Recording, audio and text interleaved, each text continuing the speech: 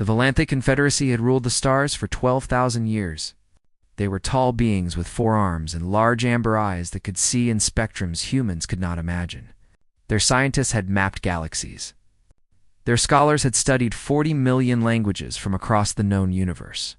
Their computers could solve problems in seconds that would take other species centuries to understand. But one thing had defeated them completely. On 100 dead worlds scattered across the galaxy, there stood black stone monuments. Each monument was covered with the same 17 symbols, carved deep into rock that had survived longer than most stars. The Valanthi called it the precursor script, and for 800 years, their greatest minds had tried to understand what it meant. They had failed. Every single one of them, High Scholar Valanis, stood in the central archive on the planet Thesor Prime, staring at a piece of black stone that contained those mysterious symbols. She had spent 60 years of her life studying these markings. She had written 300 papers about them. She had developed new methods of analysis that had helped decode dozens of other ancient languages. None of it had helped with this one. Her assistant Corin entered the chamber quietly.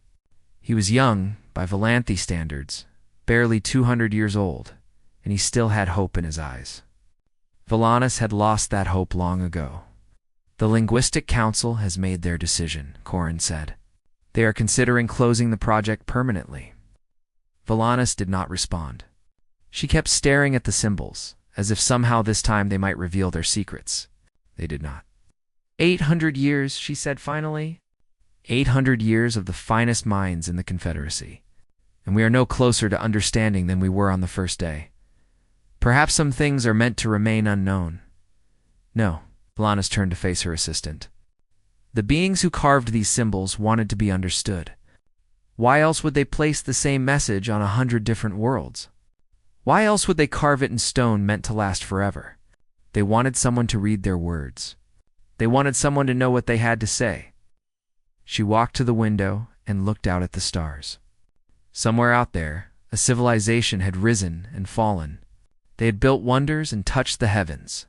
And then they had died, leaving behind nothing but stone and silence and 17 symbols that no one could read. There is one option we have not tried, Valanis said slowly, which is the humans. Corin made a sound that his translation device converted to surprised disbelief. The humans. High Scholar, they are barely out of their infancy as a species. They have only been traveling between stars for 300 years. They have encountered fewer than 50 alien species. What could they possibly offer that we have not already tried? I do not know, Valanis admitted, but we have tried everything else. Perhaps fresh eyes might see what ancient ones cannot. She gave the order that same day. A message was sent across the galaxy to the small blue planet called Earth, asking for a human expert in dead languages. The humans were confused by the request. The United Nations Xenolinguistic Division spent 2 weeks trying to figure out if it was some kind of joke or trap. The Valanthi were one of the most advanced civilizations in the known galaxy. Why would they need help from humans? But refusing would be an insult, and humans were still new to galactic politics. They could not afford to make enemies, so they began looking for someone to send. The problem was finding someone who was qualified. Human linguistics was focused on human languages. They had only begun to study alien communication systems. Most of their experts were busy with more immediate concerns. Eventually, a recruitment officer found himself in the small town of Helena, Montana, standing outside a community college that had seen better days. He walked through hallways that smelled of old carpet and cheap coffee until he found a cramped office filled with books and papers. Inside sat Samuel Briggs. He was 53 years old. With gray hair cut short and a face that had seen too much sun and too many hard days, he had been a Marine for 20 years, fighting in wars across half a dozen planets. Now he taught Latin and Greek to students who mostly did not care about either subject. "Let me make sure I understand," Samuel said after the officer explained the situation. "Some aliens who have been studying this writing for 800 years want me to come look at it?" "That is correct. And I am qualified for this because I teach dead languages. You are the closest thing we have to an expert who is willing to travel." Samuel laughed. It was a deep sound, rough around the edges. "Son, I teach teenagers how to conjugate verbs in languages that nobody has spoken for 2,000 years. I am not exactly a genius. The position includes significant hazard pay and an improved pension. Samuel looked around his office. The ceiling had water stains. The computer on his desk crashed at least twice a week. His students thought Latin was a type of music. "When do I leave?" he asked. The journey to this or Prime took 11 days. Samuel spent most of that time reading everything the Valanthi had written about the precursor script. There was a lot of it. 800 years of scholarship filled thousands of files. He read about the mathematical approaches they had tried. He read about the linguistic analysis and the pattern recognition and the cognitive modeling. He read about the theories that had been proposed and tested and thrown away by the time his ship arrived at Thesser Prime. Samuel had come to a conclusion. The Valanthi were looking at this all wrong. High scholar Valanus met him at the archive. She was much taller than he had expected, nearly 3 feet higher than him. With 4 arms that moved in patterns his brain struggled to follow. "You have reviewed our research," she said. It was not a question. "I have. And what is your assessment?" Samuel looked up at the massive black monument that stood in the center of the archive. It was 20 meters tall, smooth as glass, covered with those 17 symbols that had defeated the greatest minds in the galaxy. "You have been approaching this problem from the wrong direction," he said. Every Valanthi in the chamber stopped what they were doing. They stared at the small human who had just dismissed 8 centuries of their work. "Explain," Valanus said. Her voice was cold. Samuel walked toward the monument, his hands clasped behind his back. "You have been treating this as a language, looking for grammar and syntax and meaning the way you would with any other writing system. That is the standard approach. For living languages, yes. Even for dead languages that have some connection to living ones." Samuel touched one of the symbols, a spiraling shape that looked like a galaxy. "But you have no context here. No reference point. No way to connect these symbols to anything you already know. That is precisely the problem. No, that is the symptom." Samuel turned to face her. "The problem is that you are assuming this is a language at all." The silence in the chamber was complete. "If it is not a language," Valanus said slowly, "then what is it?" Samuel looked back at the ancient symbols, carved by beings who had died before the Valanthi civilization was born. "That," he said, "is what we need to figure out." Samuel spent his first week on Thesser Prime simply watching. He watched the Valanthi scholars work. He watched them run the symbols through their translation programs. He watched them argue about theories and test hypotheses and shake their heads in frustration when nothing worked. And he thought about what he saw. The Valanthi were brilliant. There was no question about that. Their minds worked in ways that humans could barely understand. They could hold dozens of ideas at once, see patterns that would take human computers years to find, and remember everything they had ever learned with perfect clarity. But they had a weakness. They were too smart. Samuel had seen this before, in a different context. During his years as a Marine, he had worked with military intelligence officers who had all the information in the world, could not figure out what the enemy was going to do next. They would analyze and theorize and build complex models. And then some sergeant with 20 years of experience would walk in, look at the situation, and say something simple that cut through all the confusion. The Valanthi had been looking at the precursor script for so long that they could not see it anymore. They saw data and patterns and linguistic structures. They did not see what was actually in front of them. "Tell me about the monuments," Samuel said to Valanus one morning. They were in her private study, a room filled with artifacts from 100 worlds. She sat behind a desk made of some dark wood that Samuel did not recognize. Her 4 hands folded in a gesture that his translation implant identified as thoughtful attention. "What do you wish to know?" "Where are they? How are they distributed?" Valanus activated a holographic display. A map of the galaxy appeared with small dots marking each location where a precursor monument had been found. 112 confirmed sites, she said. They span approximately 40,000 light-years. Concentrated primarily in what you humans call the Cygnus Expanse and extending outward toward Confederate space. Samuel studied the map. The distribution was not random. He had spent too many years reading tactical maps to miss that. They form a line, he said. A curve, technically. But yes, there is a linear pattern to their placement. Not just a line. A perimeter. Samuel traced the shape with his finger. Look at the spacing. Look at Ho. W. They arc around this region here. He pointed to an empty area in the Cygnus expanse. This is a defensive formation. Balanis leaned forward. A defensive formation. I was a soldier for 20 years. I know what a fallback position looks like. Whoever placed these monuments was not exploring. They were retreating. They were pulling back from something, leaving markers as they went. We have considered the possibility that the precursors faced some kind of threat, but we found no evidence of conflict at any of the sites. That is because you were looking for the wrong kind of evidence. Samuel turned away from the map. You were looking for battle damage, weapons, signs of war.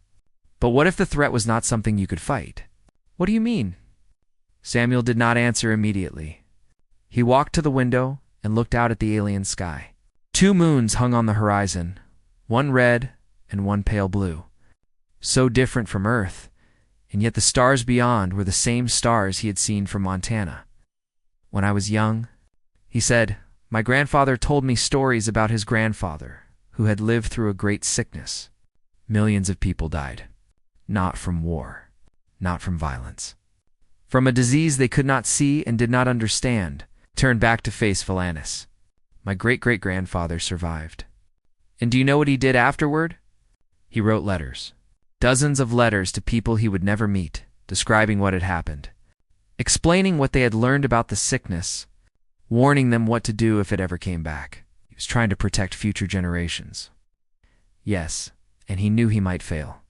He knew the letters might be lost or destroyed or simply ignored, but he wrote them anyway, because it was the only thing he could do. Samuel gestured at the holographic map. These monuments are letters. They are messages from beings who knew they were dying, left for strangers they would never meet, hoping someone would read them and understand. Valanis was silent for a long moment. Her amber eyes seemed to glow in the dim light of the study. If you are correct, she said finally, then we have been asking the wrong question all along. What question have you been asking? What do these symbols mean? What language do they represent? How can we translate them? Valanis stood and walked to the map. But if they are a warning, the question we should ask is different. What are they warning us about? Samuel said yes. They worked together for the next several days, approaching the problem from a new direction. Instead of trying to decode the symbols, they tried to understand the beings who had made them. The precursors had built monuments designed to last millions of years. They had placed them on 100 worlds, spread across a vast distance. They had chosen locations carefully, always in places where the monuments would be visible, where future travelers could not miss them. These were not the actions of scholars writing a research paper. These were the actions of desperate people trying to be heard. Look at this symbol, Samuel said, pointing to a shape that appeared more frequently than any other. It looked like a hand with 5 fingers raised with the palm facing outward. What does this remind you of? We have analyzed it extensively. It does not correspond to any known phoneme or concept in our databases. Forget your databases. Just look at it. What does it look like? Valanis studied the symbol. It resembles an appendage of some kind. Perhaps a manipulator limb, a hand, Samuel said. It looks like a hand. And what does a hand raised like this mean in almost every culture I have ever studied? He raised his own hand, palm out, fingers spread. Stop, Valanis said slowly. It means stop, or warning, or danger, or do not proceed. Samuel felt a chill run down his spine, despite the warmth of the room. This is not a letter in an alphabet. It is a gesture, a universal signal that any being with hands might recognize. But why would they? Because they were afraid. Because they wanted to warn whoever found these monuments. Because they knew that words might not translate. Languages might not survive. Cultures might be too different to understand each other. But this. He held up his hand again. This might get through. Valana stared at the symbol for a long moment. Then she began to move through the database, pulling up images of the other 16 symbols, arranging them in new patterns. If the first symbol is a gesture meaning stop, she said, then perhaps the others are gestures as well. That is what I am thinking. They worked through the night, examining each symbol through this new lens. Some were harder to interpret than others, but gradually a pattern began to emerge, a spiral that evoked a sensation of falling or being pulled downward, circles expanding outward like an explosion, a shape like a closing eye, suggesting darkness or endings, and again, that hand raised in warning. By morning, they had a rough translation, not of words, but of feelings. Not of language, but of fear. Something terrible had happened to the precursors. Something they could not fight and could not escape. And they had spent their final days carving these warnings into stone, hoping that someone, someday, would understand. "We need to tell the council," Valana said. Samuel nodded. But he could not shake the feeling that they had only scratched the surface. The precursors had left a message, yes, but the most important part of that message was still hidden. What had they been warning about? And was it still out there? The discovery changed everything. Within days, scholars from across the Confederacy began arriving at Thesser Prime. They came from a dozen different species, bringing their own perspectives and their own expertise. The archive, which had been quiet for so long, suddenly buzzed with activity and excitement. Samuel found himself at the center of it all, which was not a position he had ever expected to be in. He was just a retired Marine who taught Latin to bored teenagers. He had no business standing in rooms full of beings who had been studying languages since before humans learned to write. But they listened to him anyway because he had seen something they had missed. The key is perspective, he explained to a group of scholars one afternoon. You have been looking at these symbols as individual units, like letters in an alphabet. But they are not meant to be read that way. He activated the holographic display, showing the locations of all 112 monuments spread across the galaxy. Each monument has the same 17 symbols, but they are arranged differently. For 800 years, you assumed these arrangements were variations in the message, like different sentences using the same words. That was a logical assumption, one of the scholars said. She was a being called a Nethrin, with 6 eyes and skin that changed color with her emotions. Right now it was deep blue, indicating intense concentration. It's logical but wrong. Samuel manipulated the display, and the view changed. Instead of showing the monuments as dots on a map, it now showed the symbols themselves, positioned according to their placement on each monument. What if the arrangements are not variations in a message? What if they are parts of a larger whole? He brought the symbols together, overlapping them according to their positions across all 112 sites. The hologram shifted and reformed, and suddenly the scholars could see something new. The symbols formed a structure, a three-dimensional pattern of incredible complexity that extended through multiple dimensions.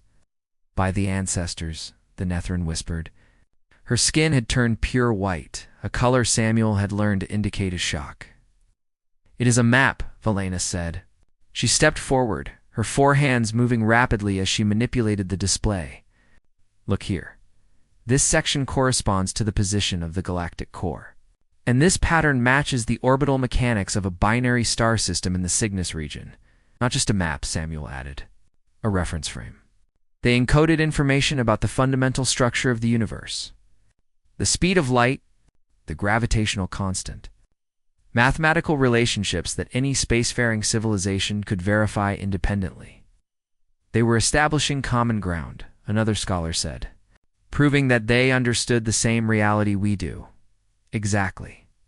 Samuel highlighted a portion of the structure that seemed to pulse with hidden meaning. "And once you have that common ground, you can build on it. You can communicate things that words alone could never express." For the next 2 weeks, teams of scholars worked around the clock to decode the structure. They mapped its dimensions and traced its patterns. They found layer after layer of meaning hidden within the geometric forms. The precursors, it turned out, had been even more clever than anyone had imagined. They had not just left a warning.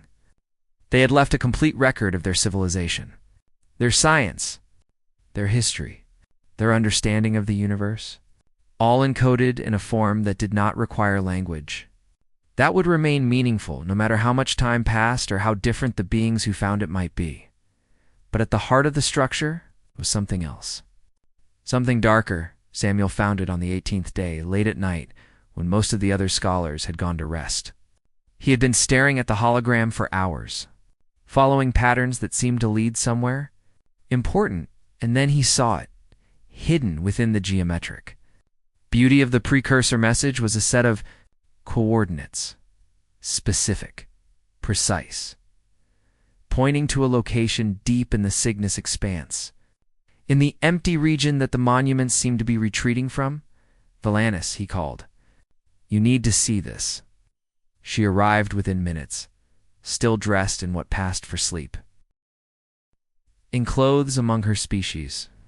When she saw what he had found, her amber eyes went wide. They marked a location, she said. Not just any location. Samuel pulled up the tactical map he had been studying earlier. The one that showed the monument positions as a defensive perimeter. Look at how the monuments are arranged. They form a curve around this point. They were not just retreating. They were retreating from something specific. The origin of the threat.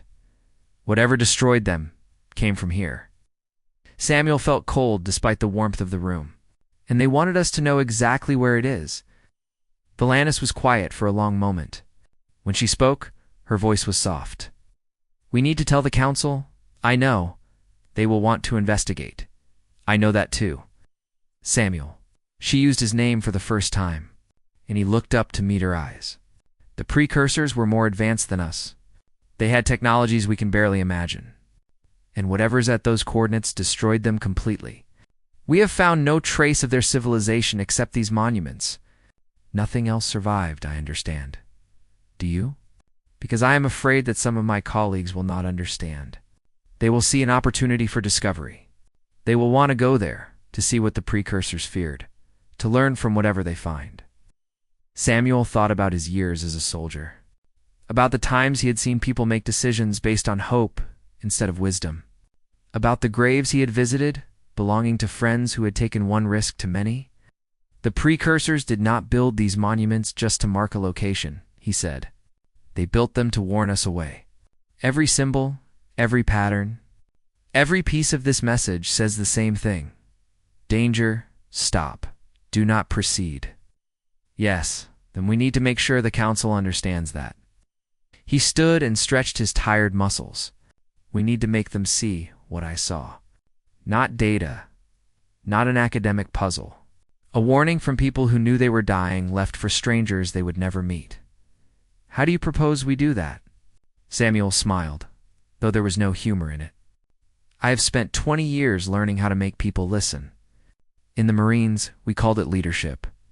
In teaching, we call it communication. Either way, it comes down to the same thing, which is telling the truth in a way that people cannot ignore. He looked back at the hologram, at the coordinates pointing to something that had ended a civilization and might be waiting still. Tomorrow, he said, I am going to tell the council a story, and I am going to make sure they understand every word. Valanis nodded slowly. I will arrange for you to speak. Thank you. She turned to leave, then paused at the door. Samuel, why do you care so much about this? You are human. You have only known about the wider galaxy for a few centuries. Whatever destroyed the precursors happened long before your species even existed. Why does it matter to you? Samuel considered the question. It was a fair one, because someone has to, he said finally. Because those beings out there, whoever they were, spent their final days trying to save strangers they would never meet. They did not know who would find their monuments. They did not know if anyone ever would. But they tried anyway, because it was the right thing to do. He looked at her with eyes that had seen too much death and still believed in something. I am not going to let their sacrifice mean nothing. Someone has to listen. Someone has to care. And right now, that someone is me. Valanis did not respond, but as she left, Samuel thought he saw something in her expression that he recognized. Hope. After 800 years of failure, the Volanthi had finally found hope. He just prayed they would not waste it. The council chamber was the largest, enclosed space Samuel had ever seen. It rose hundreds of meters above him, carved from living rock that had been shaped over thousands of years. Seating tiers circled the central speaking floor, filled with representatives from 17 different species. Hundreds of eyes, in every shape and color imaginable, looked down at him. Samuel had faced enemy fire. He had led men into battle. He had stood at the bedsides of dying friends and kept his composure. But standing alone in the center of that vast chamber, knowing that his words might shape the future of the galaxy, was something different entirely. He took a deep breath and began. 3 weeks ago, I was a retired Marine teaching Latin to college freshmen in Montana. I had never been off Earth. I had never met an alien. I had no idea why anyone would want my help with anything. A murmur rippled through the chamber. Samuel had their attention. High Scholar Valanis asked me to look at the precursor script because humans have experience with dead languages. Languages that no one speaks anymore. Languages that we have to piece together from fragments and guesses and educated assumptions. He walked slowly across the speaking floor, making eye contact with as many representatives as he could. Your scholars have spent 800 years trying to decode these symbols. They have used every tool at their disposal. Mathematical analysis, linguistic modeling, cognitive mapping. All of it failed. We are aware of our failures, a deep voice said from the upper tiers. The speaker was a massive being covered in thick fur, with tusks curving from his lower jaw. Samuel's implant identified him as Ambassador Vorith of the Gathrin Federation. Why have you come to remind us of them? Because I want to explain why you failed. And it has nothing to do with intelligence or technology or the limits of your methods. Samuel stopped in the center of the floor and raised his hand. Palm outward, fingers spread. You failed because you were looking for a language. But this is not a language. It is a gesture. He held the pose, letting them look at it. On Earth, this gesture means stop. It means warning. It means danger ahead. We use it to tell people to stay back, to be careful, to pay attention. And it is one of the oldest symbols in human history. He lowered his hand. The precursors did not write words. They wrote gestures. Universal signals that any being with manipulator appendages might recognize. They did this because they knew that words would not survive. Languages change. Cultures evolve. What makes sense to one species might be incomprehensible to another, but gestures are different. The raised hand means stop because it creates a barrier. The closed eye means darkness because eyes close in the dark. The expanding circles mean explosion because that is how explosions look. These are not arbitrary symbols. They are pictures of reality, activated the holographic display, and the three-dimensional structure they had discovered appeared above his head. When we combined the symbols from all 112 monument sites, we found this: a map of the universe, a description of physical constants, a reference frame that any spacefaring civilization could verify independently. The scholars in the audience leaned forward. Many of them had seen this data already, but seeing it presented this way was different. The precursors built common ground. They proved that they understood the same reality we do. And then they used that common ground to tell us something important. Samuel manipulated the display, and the coordinates appeared, glowing red against the darkness. This is the center of the pattern. The point that all the monuments are retreating from. The precursors wanted us to know exactly where this place is. What is there? Someone asked. We do not know. But we know what it did. Samuel's voice grew quieter, and the chamber fell silent to hear him. The precursors were advanced, more advanced than any of us. They built monuments that have lasted millions of years. They encoded messages in geometries that span dimensions we cannot perceive. They had knowledge and technology beyond anything we can imagine, and something destroyed them, completely, absolutely. We have found no trace of their civilization except these warnings carved in stone. No cities, no ships, no bodies, nothing. He let that sink in. Whatever is at these coordinates did not just defeat the precursors. It erased them. It took a civilization that spanned half the galaxy and reduced it to silence.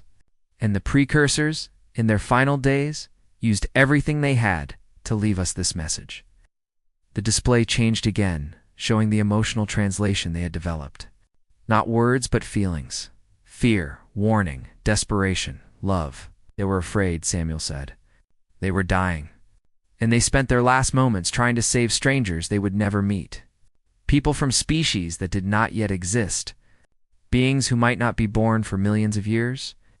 His voice cracked slightly, but he pressed on. That is what these monuments mean. They are not a puzzle to be solved. They are not a mystery to be investigated. They are a warning from the dead, left by beings who loved the universe so much that they could not bear to leave it unprotected. He looked up at the assembled representatives. You have to decide what to do with this information. You can ignore it. You can investigate those coordinates and try to learn what destroyed the precursors. You can treat this as an academic curiosity or a potential source of valuable technology. But before you decide, I want you to think about something. The precursors were smarter than us. They were more advanced than us. They had resources and knowledge that we cannot match. And they did not try to fight whatever destroyed them. They did not try to study it, or understand it, or use it. They ran. They carved their warnings into stone, and they died. Samuel let the silence stretch out. Then he spoke one more time. I am just a retired Marine who teaches dead languages. I do not have the wisdom of 800 years of scholarship. I do not have the intelligence of beings who have mapped the universe. But I know one thing. When someone spends their dying breath trying to warn you about something, you should listen. He stepped back from the center of the floor. That is all I have to say. The chamber erupted into noise. Representatives shouted questions and arguments and demands. Some wanted to send expeditions immediately. Others wanted to build defenses. A few argued that the whole thing was a misinterpretation and that more study was needed. Samuel ignored it all. He walked to the edge of the speaking floor, where Valanis was waiting. You did well, she said. Did I? They seem pretty divided. They are. But that is better than unified ignorance. She guided him toward a side exit. The debate will continue for days, perhaps weeks. But you have given them something they did not have before. What is that? Perspective. She looked back at the chaos of the chamber. For 800 years, the precursor script was a puzzle. A challenge to be solved. You have reminded them that it is something else entirely. A responsibility. They walked in silence through the corridors of the archive. Samuel felt exhausted, drained in a way that had nothing to do with physical tiredness. He had said everything he could say. Now it was up to others to decide what to do with it. What happens now? He asked. Now we wait. The council will debate. Eventually, they will reach a decision. And what do you think they will decide? Valanis was quiet for a long moment. I think they will be careful, she said finally. Your words reached them. Even the ones who want to investigate will do so cautiously. They will not rush blindly into danger. I hope you are right. So do I. She stopped at a junction in the corridor. You should rest, Samuel. You have done everything you can. He nodded and turned toward his quarters. But something made him stop and look back. Valanis, the precursors. Do you think they would be satisfied? With what we have done? With how we have listened? She considered the question carefully. I think, she said slowly, that they would be grateful. They sent a message across millions of years hoping someone would hear it. And you heard it, Samuel. A human from a species so young that the universe barely knows you exist. She smiled, an expression that looked strange on her alien features but somehow felt warm. I think they would say that their sacrifice was worthwhile, Samuel nodded. He hoped she was right. He really hoped she was right. The debate lasted for 3 weeks. Samuel watched from the visitors' gallery as representatives argued about the fate of the galaxy. Some spoke for hours, presenting detailed plans for investigation or defense. Others were brief, simply stating their position and sitting down. The translation implant in his ear worked constantly, converting a dozen alien languages into words he could understand. The arguments fell into familiar patterns. There were those who wanted to know more, who could not resist the lure of discovery. There were those who wanted to hide, to pretend the threat did not exist. And there were those who wanted to prepare, to take the warning seriously without letting fear paralyze them. Samuel recognized these patterns. He had seen them in military briefings, in academic debates, in small-town council meetings. The scale was different, but the dynamics were the same. People were people, no matter how many arms they had or what color their skin was. On the 15th day, Ambassador Vorith of the Gathern Federation approached him during a recess. "You have been quiet," the massive alien said. His voice was deep enough to make Samuel's chest vibrate. "I said everything I had to say, perhaps. But you have an opinion about how this debate is going." Samuel looked at the ambassador. Despite his intimidating appearance, there was intelligence in those small eyes, and something that might have been respect. "I think you are all missing the point," Samuel said. "Oh, enlighten me." "The precursors did not leave their warning because they expected us to run away. They did not carve monuments on 100 worlds just to tell us to be afraid. Then what did they want?" Samuel gestured at the chamber, at the arguing representatives, at the whole chaotic mess of galactic politics. They wanted us to prepare, to have time, to face whatever destroyed them, not in ignorance, but with knowledge. He met the ambassador's eyes. The warning was not the end of their message. It was the beginning. Forrest studied him for a long moment. Then he nodded slowly. "You are wiser than your years, human. I am 53. That is not young by human standards. By Gathran standards, you are barely an infant." The ambassador's tusked mouth curved into something that might have been a smile. "But wisdom is not measured in years. It is measured in understanding. And you understand something that many of my colleagues do not. That fear is only useful if it leads to action. Otherwise, it is just another way of dying." The ambassador walked away, leaving Samuel to think about what he had said. On the 21st day, the council reached its decision. They would not approach the coordinates. Not yet. The risk was too great, the unknown too vast. Instead, they would establish a network of monitoring stations, watching the Cygnus expanse for any sign of activity. They would share the precursor warning with every species in the Confederacy. They would begin building defenses, developing contingencies, preparing for a threat that might come tomorrow or might come in 1,000 years. But most importantly, they would remember.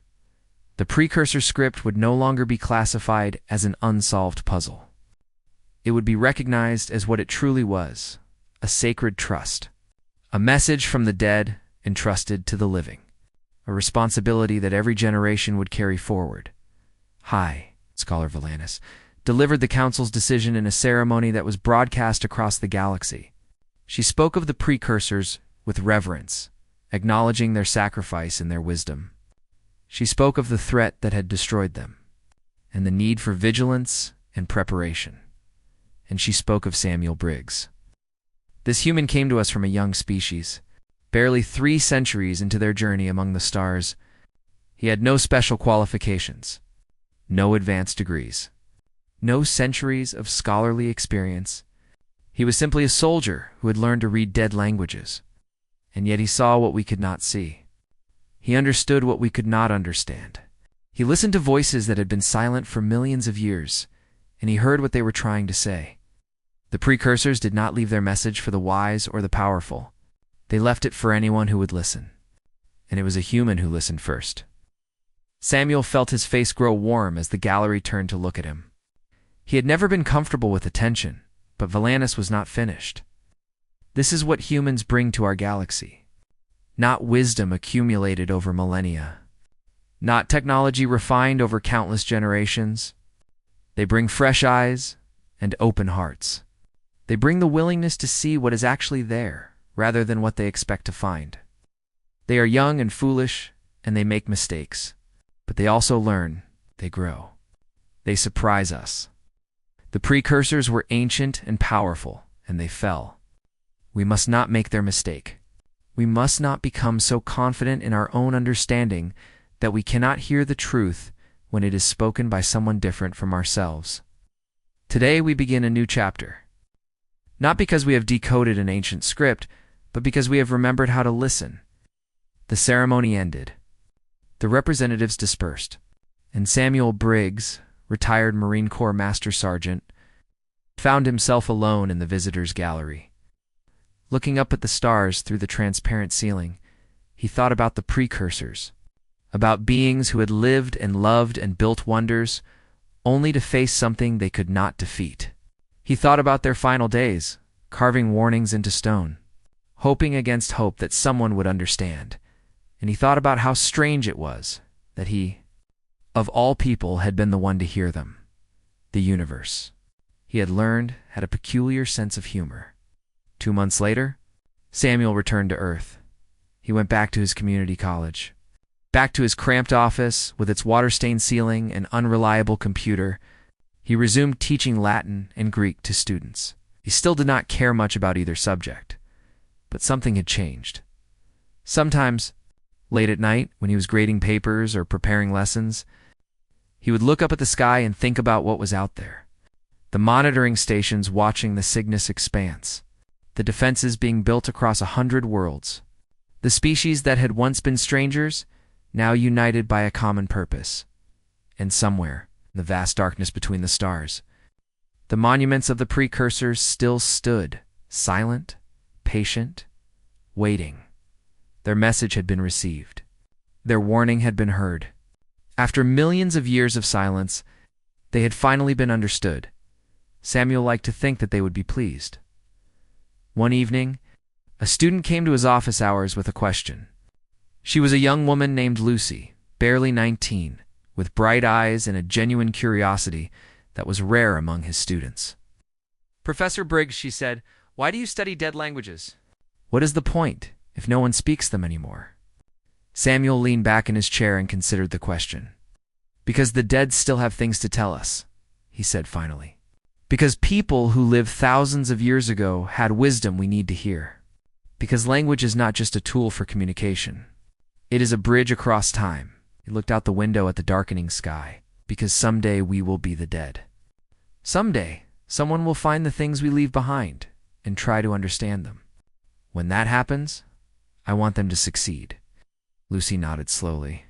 "That makes sense. I hope so." Samuel smiled. "Now, do you have questions about the assignment?" They talked for another hour about Latin grammar and Roman history and the strange persistence of dead languages across the centuries. When Lucy left, Samuel sat alone in his office for a long time, thinking. The precursors had sent their message across millions of years, hoping someone would listen. And someone had a retired Marine from Montana, teaching dead languages at a community college in the middle of nowhere. The universe had a sense of humor, all right. But it also had a kind of justice. The wise and powerful had failed. The young and foolish had succeeded. Not because they were smarter or better, but because they had been willing to listen. That was the lesson Samuel realized. The most important thing the precursors had taught them. Not the location of the threat, not the nature of the danger, but the simple, profound truth that every voice matters, even the quiet ones, even the forgotten ones, even the ones that speak from beyond the grave. Someone is always listening. He picked up his red pen and went back to grading papers. The stars would still be there tomorrow.